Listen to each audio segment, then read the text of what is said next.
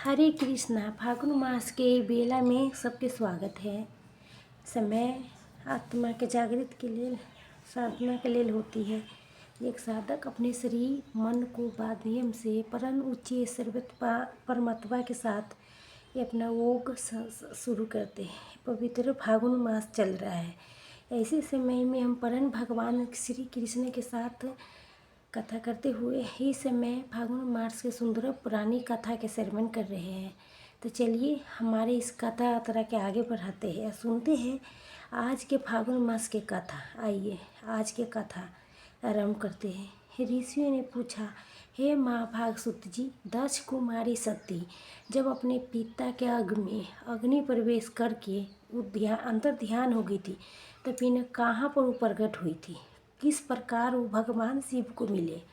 तब सूत जी ने कहा, हे ब्राह्मणों, 10 कुमारी सती देवी जब अपना पिता के अग्नि में अंतर ध्यान हो गई, तभी शक्ति से बिछड़े हुए भगवान महेश्वर के उत्तम तपस्या में मिल गई। लीलाधारी करके गूंगी धंधी के साथ हिमालय पर्वत पर रहने लगा। उसी समय तारकासुर ने बहुत भारी तपस्या करके ब्रह्मा जी के संतोष किया था। ब्रह्मा जी उस पर प्रसन्न होकर आत्मा को अक्षय अनुसार वर देने के लिए उतरे हो गए। ब्रह्मा जी ने कहा, कोई तुम वर मांगो। इस बात सुन के तारकासुर ने कहा, प्रभु अगर मुझ पर प्रसन्न है तो मुझे अजय बना दीजिए। ब्रह्मा जी ने कहा, तुम अमर नहीं हो सकते, तुम इस संसार में जन्म ले चुका है, उसका मृत्यु अटल है। तारकासुर ने कहा, फिर आप मुझे अजय बना दीजिए। ये सुन के ब्रह्मा जी ने कहा, राज अवश्य ही तुम अजय बनोगे, कोई संदेश नहीं है, लेकिन एक बालक के छोड़ के अन्य सबसे तुम्हारी अजयता रहेगी। इस प्रकार वरदान पा के तारकासुर ने बहुत बलवान हो गया। इस समय देवता लोग मुचुकुंद के आश्रय लेके, उसका साथ लेके तारकासुर के साथ युद्ध करते थे, विजय होते थे। मुचुकुंद के बल से देवता विजय प्राप्त किया था। तब सोचा था इस दुनिया में जब निरंतर युद्ध में रहना पड़ता है, ऐसे समय में हमें क्या कर्तव्य है था। भगवान के भक्ति करने में ही मतलब ब्रह्मा जी के लोक में गए। वहाँ समझते हो के स्तुति करने लगा। स्तुति के बाद कहा, हे महाभाव, हे प्रभु, दैत्यपति से हमें रक्षा कीजिए। उसी समय आकाशवाणी हुआ, हे देवतागण, अब जितने जल्दी हो सके मेरे आज्ञा के पालन पूरे करें। भगवान शिव के कोई महापत्र जन्म लेगा, तभी पुण्य युद्ध में तारकासुर के वध करेगा। अब जितनी जल्दी हो सके मेरे आज्ञा के धर्म पालन करे। भगवान शिव के जब कोई महाबली जन्म लेगा पुत्र, वही पुण्य युद्ध में तारकासुर के वध करेगा, उसमें कोई संदेश नहीं है। सबके हृदय में निवास करने वाला भगवान शंकर कोई उपाय से पत्नी के पानी ग्रहण करेंगे, वो तुम्हें करना चाहिए। इसके लिए महान प्रार्थना करो, मेरा वचन अति सही है। आकाशवाणी सुन के देवता के बहुत अति हुआ।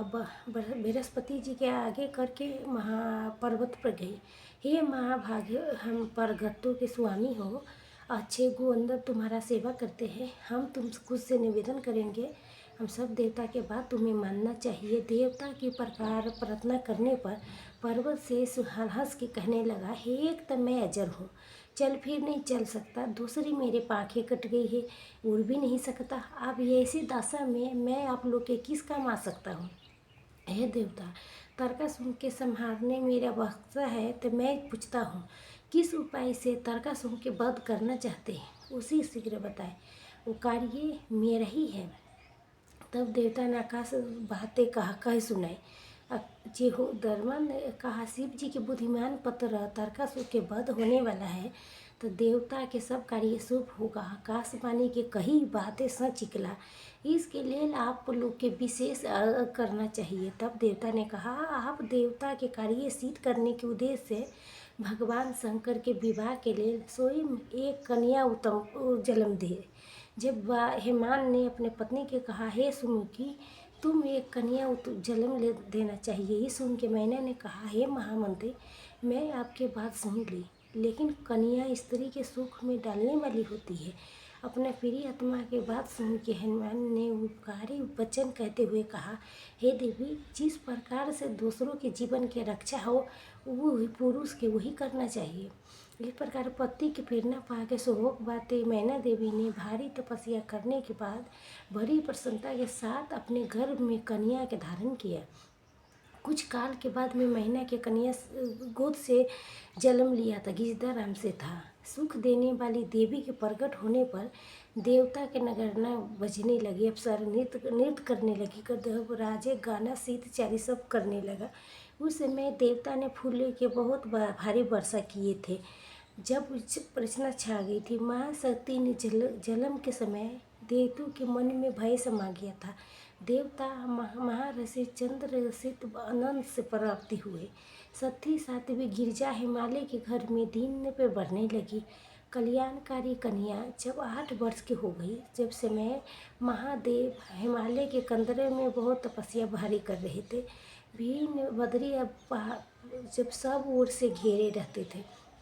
परम बुद्धिहीन भरत अपने कन्या पार्वती के साथ लेके तपस्या में लगा हुए महादेव के पास ले गया, चरणों के दर्शन करने के लिए ले गया। हिमाल ने देखा सबके स्वामी भगवान तपस्या में लगी है, शिव जी निद्रा बंद है, जब मतलब पर जिंदा है, बहुत चीज़ थे।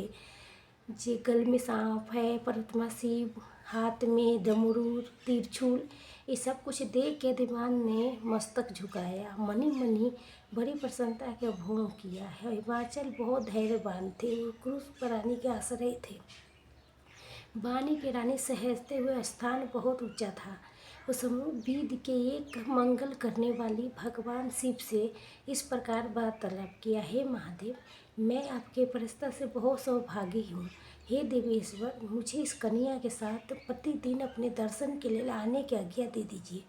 ये सुन के देव आदि महेश्वर ने कहा, पर्वतराज, इस कुमारी कन्या के घर में छोड़ के आप प्रत्येक दिन मेरे दर्शन के आ सकते हैं, न तो मेरा दर्शन नहीं होगा। तब हिमाचल मुस्कुर झुका के पुनः महादेव जी के कहा, हे भगवान, क्या कारण है कि मुझे इस कन्या के साथ यहाँ नहीं आना चाहिए? तब भगवान शिव हंसते हुए उत्तर दिया, ये कुमारी सुंदर कन्या, भाग शोभित, सुंदर अंगों वाली, मृत्यु वचन बोलने वाली, बार बार मना करता हूँ, इसका कन्या के मेरे समय मत लाना। भगवान शंकर की बात सुन के पार्वती घबराई। पार्वती शिव से ऐसे कहने लगा, हे शंभु, आप तपस्वी समंत हैं, बहुत भारी तपस्या में लगे हो। आप जैसे महात्मा के मन में जो विचार हो गया है, ये केवल इसलिए कि तपस्या निर्भर चलती रहे। पर तो आपसे पूछती हूँ, आप कौन हैं? इस सुख में क्या प्रगति है? ये विषय पर क्या भांति विचार कीजिए। तो महादेव ने कहा, हे सुंदरी, मैं उत्तम तपस्या के द्वारा ही पृथ्वी के नाश करता हूँ। जब लग रह के मैं अथाह स्वरूप में सिद्ध होता हूँ, इसलिए सिद्ध पुरुष के प्रगति के संकट कदापि नहीं करना चाहिए। भगवान शिव के वचन पार्वती जी ने सुन के बहुत गुरु बड़वाइल वचन कहा। ये ऐसा उत्तर दिया कि जैसे सुन के भगवान शिव इतने खुश हो गया।